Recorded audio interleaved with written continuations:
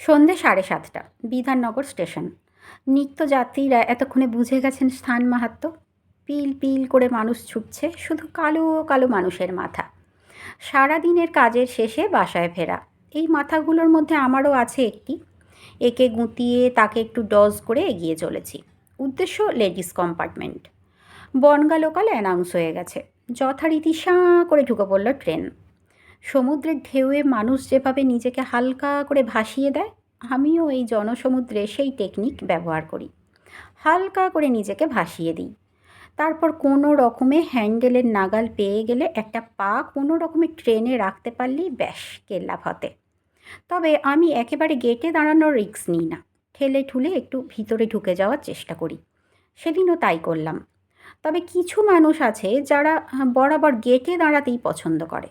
সেদিনও তার ব্যতিক্রম হয়নি। একটি 24-25 বছরের মেয়ে খোলা চুলে দাঁড়িয়ে ও তার পিছনে বছর 50-এর এক মহিলা। মেয়েটির খোলা চুল হাওয়ায় উড়ে থেকে থেকেই ঢুকে যাচ্ছিল মহিলার নাকে। ভদ্রমহিলা বললেন, ও মেয়ে, তোমার চুল তোমার দায়িত্বেই রাখো, আমার নাকে ঢুকছে কেন? মেয়েটির বক্তব্য, আশ্চর্য তো, হাওয়াতে চুল উঠতেই পারে, আমার কিছু করার নেই। ভদ্রমহিলা উত্তর শুনে আরও ক্ষেপে উঠলেন, কেন চুল বেঁধে ট্রেনে উঠতে পারো না? শুধু শুধু মানুষের অসুবিধা করো। না বাঁধতে পারো তো কেটে ফেলো চুল। মেয়েটি আরও রেগে যায়, বলে, আমি কেন আমার চুল কাটতে যাব? আপনি আপনার নাকটা বরং কেটে ফেলুন। অকাট্য যুক্তি শুনে ফিক করে হেসে ফেলি আমি। এই সময়ই ঘটে অঘটন। আমার পাশে দাঁড়ানো এক ভদ্রমহিলার ব্যাগের হাতল ছিঁড়ে ব্যাগটি ধপাস করে ট্রেনের মধ্যে পড়ে যায়। আর পড়বি তো পর ওই অল্প বয়সী মেয়েটির পায়ের ওপর। সাথে সাথেই ব্যালেন্স হারায় মেয়েটি। আর তখনই ওর পিছনে দাঁড়ানো ভদ্রমহিলাটি জাপটে ধরে মেয়েটিকে। আর কয়েক সেকেন্ড দেরি হলেই যে কি হতো ভাবতেই আমার বুকটা ধড়ফড় করে উঠছে। ঘটনার আকস্মিকতায় মেয়েটিও হতভম্ব হয়ে যায়। ধন্যবাদ দেবার ভাষাও বুঝি হারিয়ে ফেলে।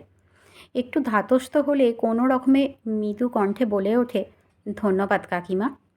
ভদ্রমহিলা ঝাঁঝিয়ে উঠে বললেন, ভেবো না কাকিমা বলে ডাকলেই গলে যাব। আর কোনো দিন যদি খোলা চুলে ট্রেনে দেখা হয় তবে তোমারও চুল আমি কেটেই ছাড়বো, এই বলে দিলাম। দেখলাম দুজনের মুখেই চওড়া হাসি। আর সেই হাসিতে যোগ দিয়েছে ভিড়ে দাঁড়ানো আশেপাশের ঘামে ভেজা ক্লান্ত শ্রান্ত মুখগুলো। দমদম স্টেশনে ট্রেন ঢুকলো।